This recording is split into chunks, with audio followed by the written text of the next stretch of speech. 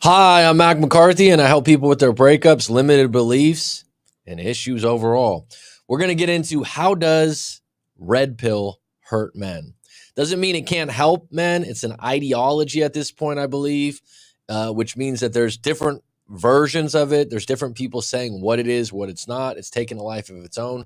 I think the people that founded the red pill movement, the manosphere, things like that, they all have different opinions. Okay. And so it's definitely not all bad, but how specifically today, I just want to talk about how does red pill hurt men? I'm getting more and more stories, comments, coaching sessions where guys are saying basically that it's not working well for them, or they've made some bad moves based on red pill content that was too far for who they are. Okay. And number one, as I like to number these out, it's too much info at this point. So there's this paradox of choice. If you go down the red pill rabbit hole, or you start looking up red pill content and maybe it comes up by accident, what will happen is there's so much content on this specific area, you can veg out on it, and now it's gone in 80 different directions, right? And the way I compare this is, at this point in the world, if anyone's looked at Netflix, sometimes you'll spend 20 minutes trying to choose a movie or a series because you have all these options, and then it's basically the information isn't as important or narrowed down or simplistic. It's got to be more complicated. It's got to have another viewpoint. And what happens is, if you're going to look up something like a book like The Rational Male by Rollo Tomassi, he's got an organized playbook of what he's talking about. It's very and it's solution based in a lot of ways. I don't agree with everything, but it's a good book. It's well written. It's got good points. Take them or leave them. Now, what's happened with red pill on YouTube and all these other things and stuff is you've got extremists. You got individuals that use things like "make me a sandwich." Now, something like "make me a sandwich," how does that translate into your relationship? Now, let me tell you full disclosure. I'm the type, I like a girlfriend that does make me dinner or do things around the house. Now, is that demanded in a situation? No. Is it something I'm attracted to? Yeah. Is it something I appreciate? Yeah.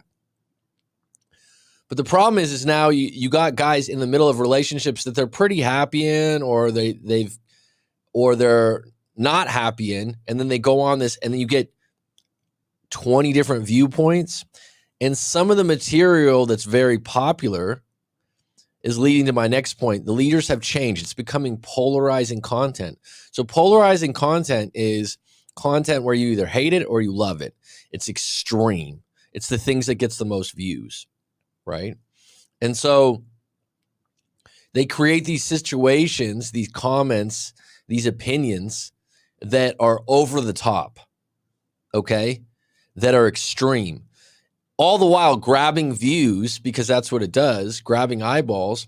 And even Rollo Tomassi, I've said this before, who wrote the book that's kind of, and maybe I'm wrong on this, maybe someone else is like, no, you don't know the history of red pill. Correct me in the comments. He's a character. He said this. He goes, I'm branded. Rollo Tomassi is a fake name. This is a name he's never used. He wears a certain outfit that almost looks like a retired wrestler.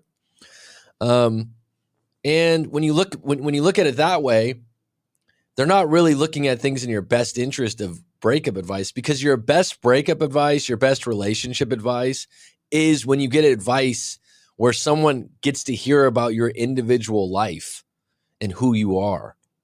This is what I do in a coaching session. This can't be scaled right?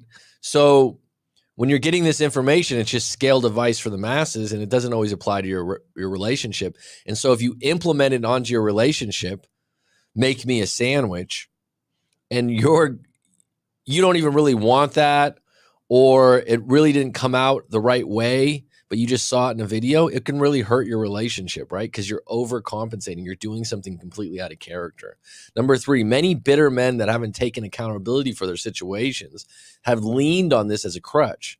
So a lot of the leaders involved in this, a lot of them are bitter. They're upset. They don't really have solutions. It's just a wambulance fest. It's just a complaining about women, complaining about their things. And there's a big market for that, right? And really, there's reasons to be butthurt about your relationship or your breakup. There's reasons to lick your wounds for a little while, but you don't want to make that a movement. You don't want to make that your identity. That's when you've just gone too far with it. Number 4, it started as being a solution-based thing, and now it's a problem-based thing. So if you're looking at something and it's problem-based, it keeps just talking about the problem. Oh, women are this, women are that. What's the solution? When someone doesn't get to a point where there's some solutions, what are we doing? How is it helping you? Number 5, you really don't know it's working for those preaching it. This is a big one. There's no way to see the results of the individuals that are preaching red pill, because a lot of them are like, oh, I got a lineup. Oh, I got this. You don't ever see this, right? You don't know some guy that's going, I've got 6 women I'm speaking to. You don't got pictures of them. You don't know the ins and outs of those relationships. So you're just like, this guy is just totally red pilling it. He's never giving in. He's never out of frame. Really? I mean, is that what appears in the videos and the rhetoric? Because you're never witnessing him in a live relationship. Think about that. A lot of these red pill leaders, Rollo Tomasi's another one, right? He's married with a kid. We have no idea how that interaction and that relationship really is. He's never allowed anyone to interview his wife or interview them as a couple. That would be a hell of an interview. It'd be really interesting. I'm not saying it would be all bad. But the reality is a lot of these guys preaching these results. For example, that's the great thing about sports. You can see the guy play the game. You can see them win or lose. There's results. People can get judged, and they do when they're athletes, because there's so much there that you can see in the results. So these guys that are preaching red pill and how to treat women and how to treat relationships, you never get to see their actual relationship. You never get to see their results. There's guys I know out there too doing this for a long time. They're in a breakup. They're this, they're that. And they'll want to send me pictures, or they'll give you some insights after you get into a session that they didn't give in the story that they sent over. And really, it's more than meets the eye. So everyone and anyone that's in a relationship, there's going to be some weak spots. So even these red pill guys that are acting like, oh, everything's my way, this, that, and the other, I don't think they're sharing every part of it. Or else, why wouldn't you share your relationships in part of your content, right? So these guys that are preaching, you don't really know their results. Let me give you a different example. Someone that's into nutrition, weightlifting, getting your body right, okay? They're able to show results. Oh, here's my body. Here's what I do, right? People rarely show their results in the red pill community, and they could be falsified. It's like, for example, Fresh and Fit, who have a big following and has become kind of a Maury Povich, Jerry Springer of the 21st century. And basically, they go on and on about their results and how they get all these women. The women that they have on their show, a lot of guys are like, that's not a girl I would date. That's not a woman I would date. If that's what they're hanging their hat on, right? Number 6, it makes individuals act out of character. Okay, so this is a big one. A lot of guys are in relationships. They're uncomfortable with the red pill idealism, but they're like, oh, I have to do this. If it doesn't suit you, it's not in your character, and you start trying to demand a woman to make you a sandwich because you saw it in a video, or you start to get overly masculine, you become a Hell's Angel overnight, it's going to be out of character. That's not the reason she fell in love with you or is with you. Number 7, following a playbook that doesn't always translate to your relationship. So that's the other thing. Get some information. Maybe something comes up. If you veg out on 3, 4, 5 hours of red pill videos, you're going to be looking for ways to implement that. And the problem is it might not implement well in your relationship. You might be looking for problems that are not there because you've gotten all this content and all this information, and you suddenly feel like, oh, I got to find ways to keep her in my frame. I got to find ways to make sure that I'm on top of this relationship and I'm the masculine and not the feminine. And really, that should be organically happening, right? You should talk to someone individually, like myself, in a live coaching session and go over your limitations, your limited beliefs, your problems, your insecurities. Because if you just try to initiate red pill tactics or strategies without getting to the bottom of your problems or your individual intricate human things that are about you, you're not really going to fix a whole lot. You're going to act out of character. Okay. All right. I do have a story on deck today. Let me get into it.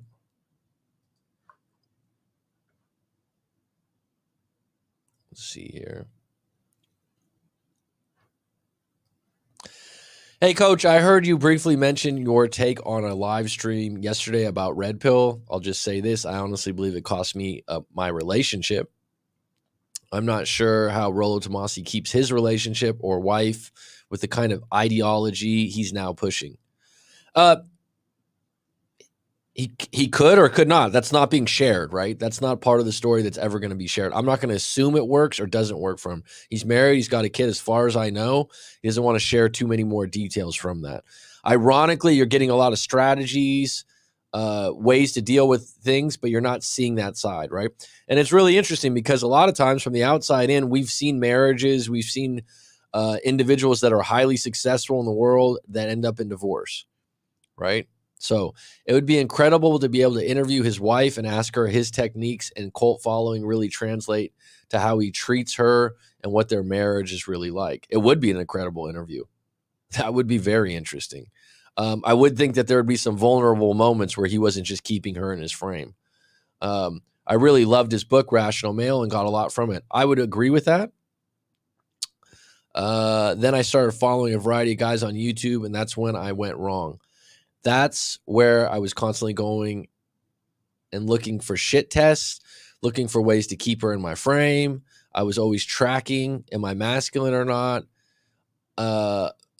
Then came things like demanding that she makes me a sandwich. So these are things I mentioned earlier. That didn't go over well. So you grab these little narratives like, oh, I need to have this happen. I need to get dinner made. I need this. You're not, if you've been in a marriage or a relationship for a year or 2 years and you're going to start changing things, it's not going to work. How you start things is very important in the relationship. How you mend arguments is very important because it creates pattern and playbooks throughout the relationship. So if you started the relationship out 2 years ago being a doormat or being someone that's bossed around by a woman, I don't think that's a good situation to be in, but you're not going to apply red pill theory to that and change the relationship. You're probably better off getting out of that relationship, working on yourself, figuring out why you act that way as an individual and getting into a new relationship. And by the way, there's certain women that are looking for guys that are less masculine and will take shit like that. And if you've already been doing it, you're not going to just one day go, hey, make me a sandwich. It's not going to go over well.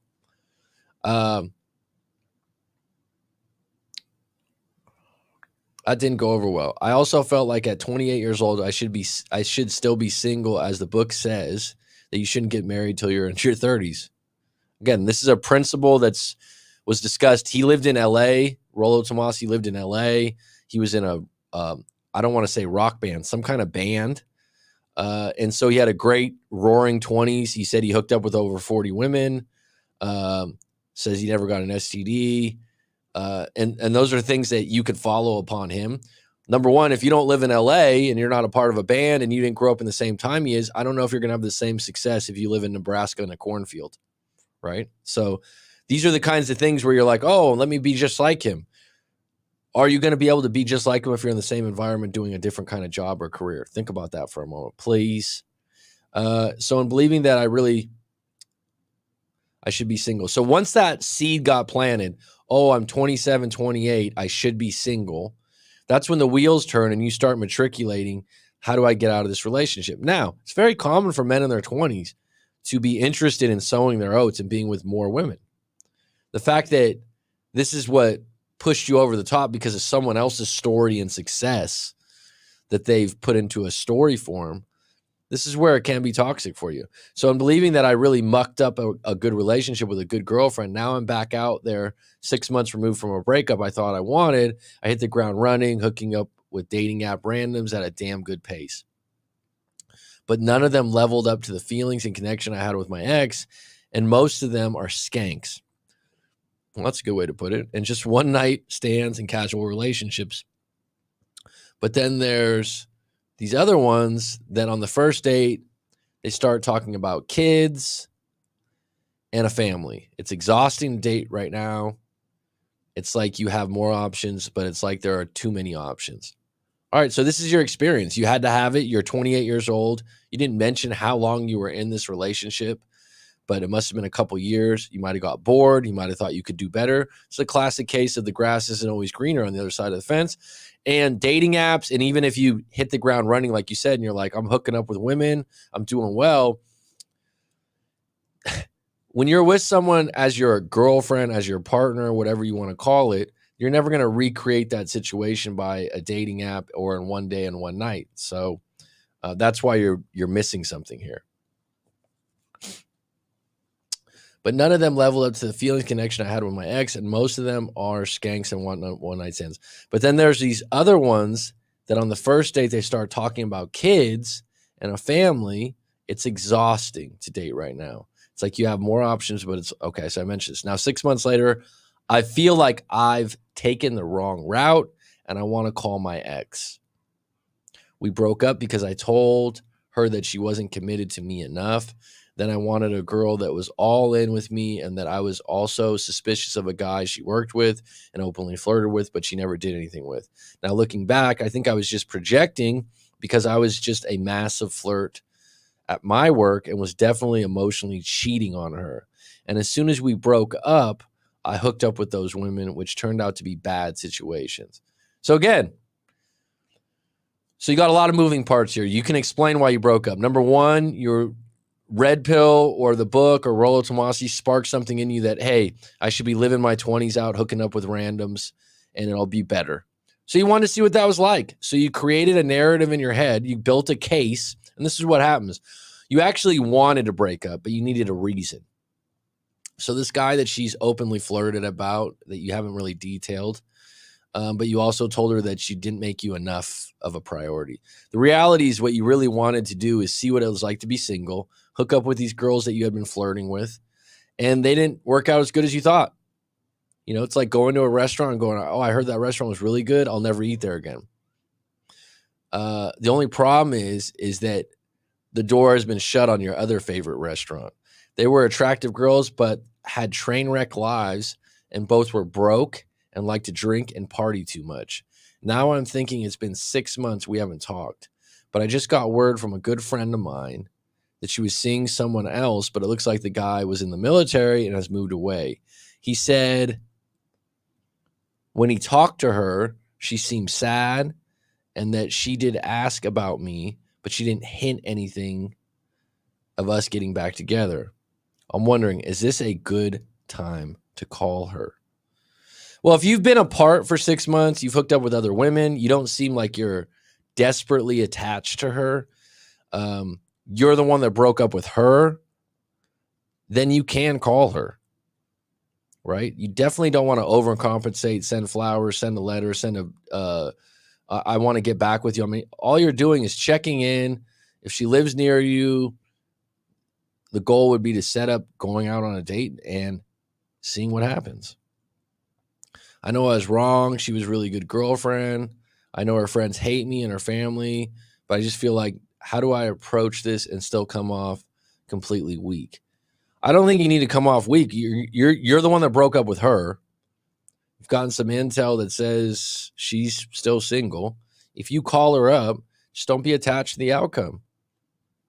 You know, don't be saying sorry 15 times. Say, hey, look, Be honest.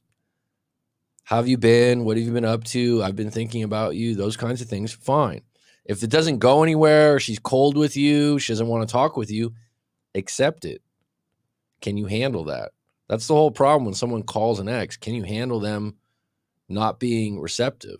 Now, how you handle that not being receptive is actually going to help you in her realizing if she wants to be back with you or not.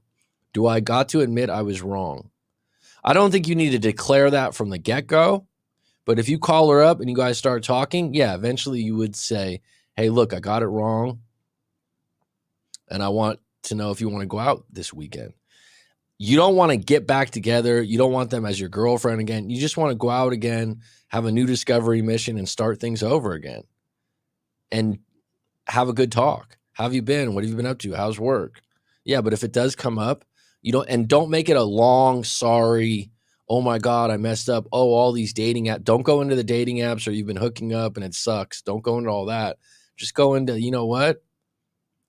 Yeah, no, I missed you. Do I tell her I was with multiple chicks since her? No, I wouldn't go there. If it eventually comes up and you feel like you're someone that likes to tell the truth, you could say, hey, look, I don't really want to know what you were doing and you don't want to know what I was doing, but we're here right now. I don't mind telling her the truth. I've learned my lesson. Just don't go into details, dude, and don't complain about it. It's not going to go over well because all these other relationships have just felt so empty and really connectionless. I don't even know if that's a word. It's like I can't build those feelings again. So how do I approach this? That's a great question. It's like I can't build it. So you're not going into this. If you call her up, it's just a discovery mission. All you're doing is you're saying, how have you been? What have you been up to? If she hangs up on you, you know where she stands. Don't call her back. Don't beg for forgiveness. If she says, oh, I've been up to this, flow with the conversation. The goal would be to have dinner or lunch and reacquaint yourself in each other's presence. If that's not available, if she's not comfortable with that, be willing to accept that. That's all you got there. This is what happens. Everyone goes, oh, it's been 6 months. You trying to go 0 to 100 and become boyfriend, girlfriend in a relationship all over again? No. Just start from the get-go, just like you were when you were dating these women. All right, I hope that helps you. If you want to visit rightmac.com and send in your story, that will be available. Excuse me.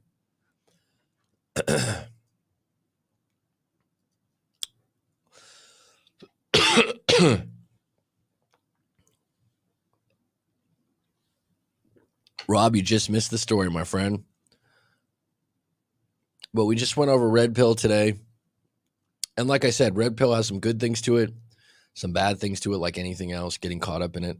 I've had multiple people coming to me recently with more bad things. And it's just one of those things. There's more people preaching different versions of an ideology. Okay. And then what happens is people get on this and they just start second guessing everything they've done. Right. Some people take it too far. It's just like religion, right?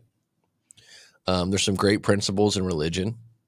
And you can dissect those things and you can put them into your own words. And that's what they've done with Red Pill. It's kind of taken a shape of its own. But what I'm seeing is a lot of younger guys are like, man, I think I watched too much of that. I think I've implemented too much of it. Because the reality is some of these things like keeping a woman in your frame, being number one, getting a sandwich made for you, these aren't bad things. But if some guy's just reading about that and he hasn't been acting that way in a relationship, or it's completely out of character for him and he tries to impose that in his relationship, it's not going to work. And one of the things that I really would like people to consider is like, especially the guys that are acting like they have all these women, which they probably do. Maybe they do. You're not seeing the results. You're not seeing the interactions. You're not seeing them on dates. You're not seeing how these go because you just think it's like this guy's like James Bond, as Corey Wayne would say. Like he's just having his way. Women are draped all over him. There's no problems. It's like if you think Rollo Tomasi's been married for 20 plus years or whatever it is, and he hasn't had problems or he hasn't had his wife put him in his frame, right? Would he be willing to go on a talk show and talk about their relationship? Probably not, because he'd have to be really vulnerable, and there'd probably be 20 to 30% of times where he's not red pill in those moments, and he has to give in. A lot of people would be like, "Oh no, that's not true." These are characters that people are creating, right? These are characters that people are creating. And now you've got YouTube's becoming a different platform in the sense that there's created shows, right? You know what I mean by that? Like YouTube started with people doing stuff in their backyard, doing stuff at home, lower production. Now you got high production, polarizing things that are getting people amped up. So for example, like Real World on MTV. Real World on MTV, when I first saw that show, I thought to myself, wow, this is really cool and it's really real. And then over time, the show got faker and faker. And if you talk to people from the shows, they tell you things were staged. I've been told that. I've lived in a city before that was doing a Real World thing. A lot of it's staged, right? It's not as real as you think. These characters that are pushing red pill hardcore, they're acting like this is how they live, this is what they are. But in reality, if they're in a real relationship, they're probably going to have to give in a little bit more. Now, there was a guy a while back that I knew that had a big YouTube following. He's not a coach, really big channel. And he's kind of a nerdy guy.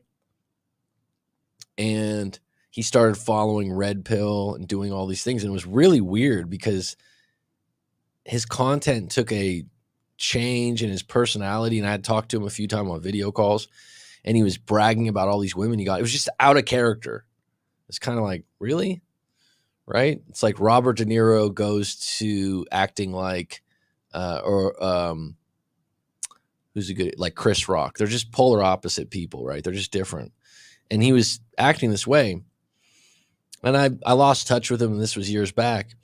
And then he hit me up actually for relationship advice, said he hadn't dated for over a year and a half, and he was in a deep depression. I was like, what?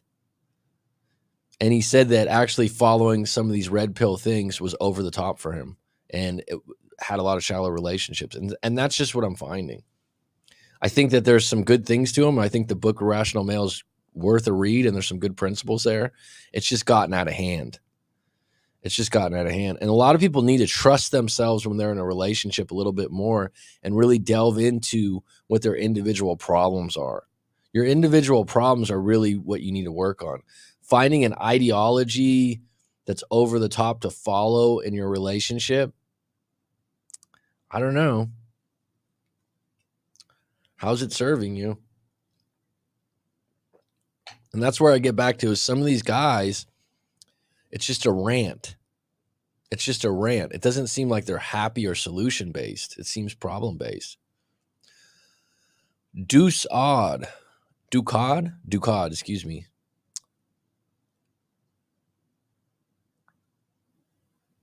Thank you. Red pill hurts men when some of them who learn the truths about women remains that resentment towards women. Those end up embracing the black pill or MGTOW. Okay. Why? Let me ask you this, Ducad, if I said your name correctly. And feel free if you want to jump on the live stream and talk about this.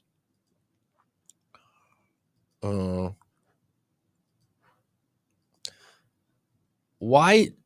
So, for example, right? Let's talk about this for a little. Let's just unpack this. Why do we have to have all these names and umbrellas and labels that were invented, right? So let's just say, I don't know, 10, 15 years ago, we didn't have red pill, black pill. We didn't even have any of these. These are invented. These are created, right? Is it helping to have these labels and ideologies? Is it helping? Is someone have to say like, well, I'm a red pill, I'm a black pill, I'm this? I mean, could you create your own identity and your own relationship, and that would be a better thing? I don't ever want to be in a position where I'm like, oh yeah, I'm this, I'm that. So learning the truths about women. Let's unpack that. Did you want to come on and talk about this, Ducad, on the stream? And you don't have to show your face if you don't want, if you're uncomfortable with that. You're not someone I've seen on my live streams before, but let's unpack it a little bit. I want to have a kind of a constructive, and Rob, this is something that's kind of dear to your heart a little bit more. But I mean, what happens is people end up studying these, like MGTOW's this, red pill's this, black pill's this, and then they have this encyclopedia of what these ideologies and theories are. These aren't factual things. Some of the truths about men and women, about masculine and feminine, some of those things could be true about hypergamy. Okay, I'm with you. How these translate into identities, which then people argue about, well, that's not red pill. Well, that's red pill. It's like, where are we going with this? You know what I mean? And now you've created almost like a gang following, like well, you're not in this group. You're in that group. You're a black pill. You're a red pill. It's like, how would our grandfathers and fathers deal with this kind of, like, if I mention this to my dad, who's in his 70s now, he'd be like, huh, what does that mean? And then someone go, oh, he's a red pillar. I mean, is it useful? At what point does it get off track? Right? Now, when someone gets into that place, Ducad, where you're like resentment towards women, right? And then they start, in the name of black pill, MGTOW, red pill, all these things, pushing that resentment. Because a lot of times, to me, the stories that some of these guys, like, what's your results? What's your results from whether it's red pill, black pill, MGTOW? How are you happy with the results? If you are, that's cool, right? That's totally fine. No problem. If you're like, no, you know what? I'm the guy who goes my own way and I do this and I'm happy with it. It seems though that some, not all, use it as a rally call. Well, if you're not with me, you're against me, or if you're not with me, you're stupid. Right? To me, doing this for a while from a different standpoint, helping people out with breakups and coaching and different things like that in their lives, it's like, it's not that cut and dry. Relationships are way more intricate than, well, this guy's not red pill. This guy hasn't learned red pill tactics. Because the interesting thing is, some guy can be a savant on red pill truths about women and still get manipulated by the hottest, greatest woman in the world.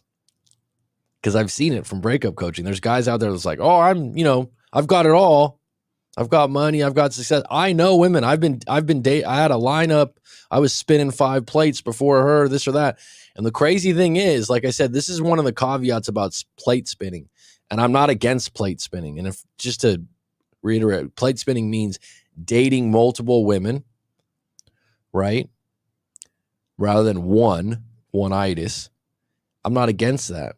Now, when that becomes one of those things, the caveat to that is it's your power of selection. But what gets lost is these psychopaths, narcissists, whatever you want to call them, or just manipulative women that get you entangled through attraction and intimacy. And I'm not saying that this is all women. I'm just saying you're upping your odds by doing that. And when you come across a woman like that, I don't know if red pill applies. And then the guys come out of that and they're like, all women are like this. And the problem is the generalizations. And the generalizations occur based on the environment you're in. I see it all the time. A lot of these guys that are big right now have shows in Miami. And right now, like Valuetainment, Pat Bev David, I think his name is. He's good. His sidekick, the Saws guy, he's like a red pill guy now, right? And he keeps giving examples about Miami. And this is where everyone gets lost. You can't get information from guys on dating and women when they don't know the environment you're in. Think about that for a minute. Someone comes to Alaska, right? And they're like, oh, where's a place where I can meet single women? Someone might just go straight online. Okay. But there might be a few bars, restaurants, but there also might be something else to the behavior, the subculture of Alaskan women that's not going to translate to a Miami guy right away. Environments count big time on this.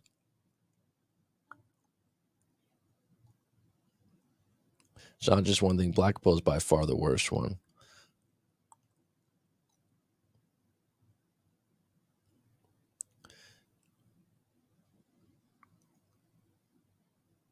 I don't see that comment. What do you mean? Red pill or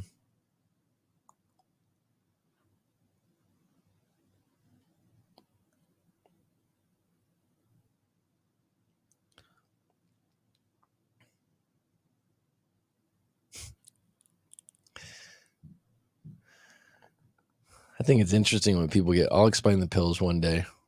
You want to come on right now, Rob? You don't have to show your face if you don't want to. You want to explain the red pills, the pills? Explain them to me. I know a little bit about them. I just don't spend a whole lot of time. And you know what's funny is people that really know about red pill, purple pill, they get really passionate about it. Well, that's what this is. It's like, did you realize though that theories like attachment theory, they're not factual. They're created. These pills are created. And then what happens is enough people agree, oh, that's a good thing to follow.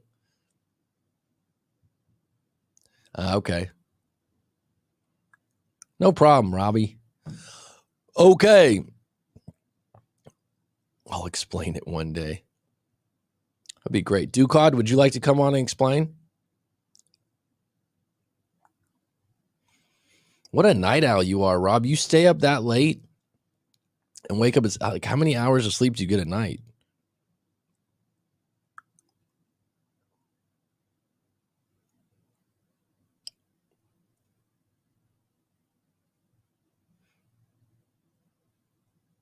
See, it's a study. The funny thing is about these pills, it's like some people like to study and have stuff on point. But really, what happens in the relationship, there's going to be some points where you need to improvise. Right?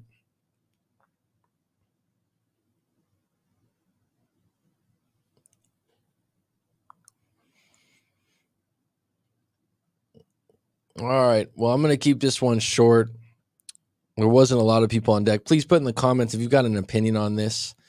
Ducod, thanks for chiming in.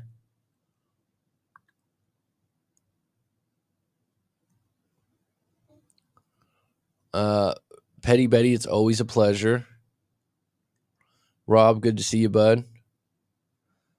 And the great Percy Blue, thanks for checking in, bud. I'm glad you're doing well, and thanks for saying those kind words. I'm not going to do a call in today, Mary.